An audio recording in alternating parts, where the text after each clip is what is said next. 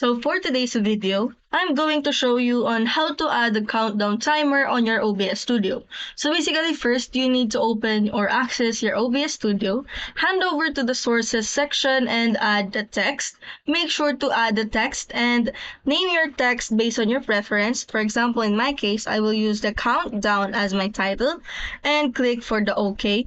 Now, you may go to select or choose your font, and after that you will hit the OK and go to the tools section right here. Click on that and click on the scripts. Once you click on the scripts, click the add or plus button right here and you will redirect to this page. So basically you will going to click the countdown, which is on the Lua file, and then click open. Once you click on that, select the duration that you wanted to add as a countdown. For example, in 1 minute, and choose your text source, whether it is the countdown, which is I already put recently, and then close it down. So this is your countdown timer.